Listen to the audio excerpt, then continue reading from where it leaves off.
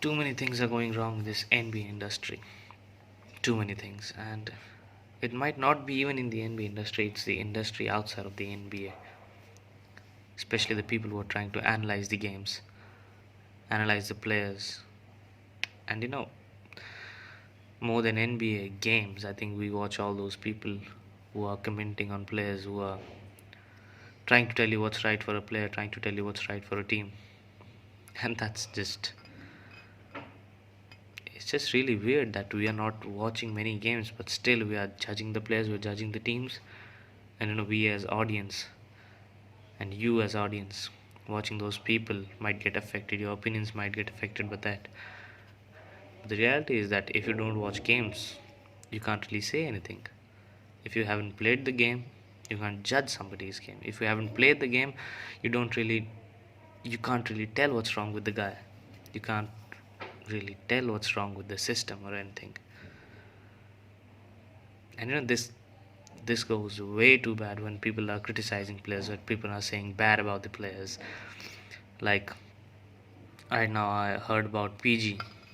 Like Paul George last year averaged 28 plus points, had MVP caliber season. They say he's averaging just about 23, 21. So here comes the criticize. Here comes the criticizing people, and everybody will be criticizing him.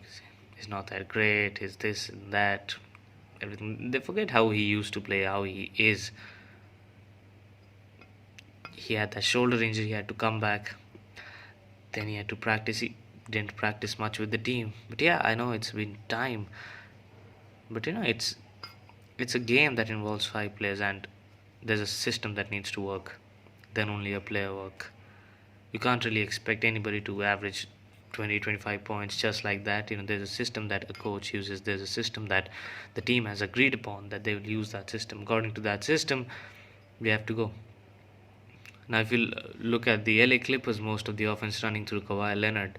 Now if they switch that thing, if they start running the offense through Paul George, if they go to Paul George most of the time instead of Kawhi Leonard, you'll see Kawhi decrease in Kawhi Leonard's stat, and you'll see an increase in Paul George stat. I mean, yeah, that's so real.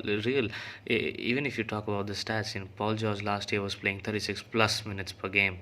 They say he's playing just 29 minutes per game, just 29 plus, little bit plus minutes per game.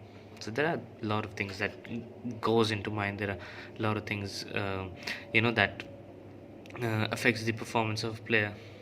Again, and one more thing, not one more thing, one more player, Joel Embiid. I saw people criticizing Joel Embiid.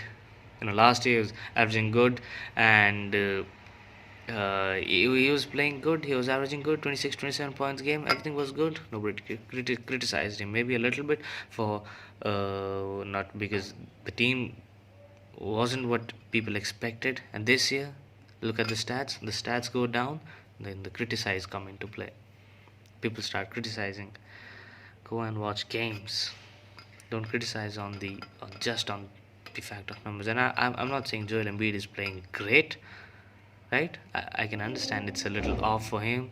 That doesn't mean you'll just pull everything out from him and dig out of the earth what's going wrong with him, and why he's not a great player. Simmons and Embiid duo is over and everything like that.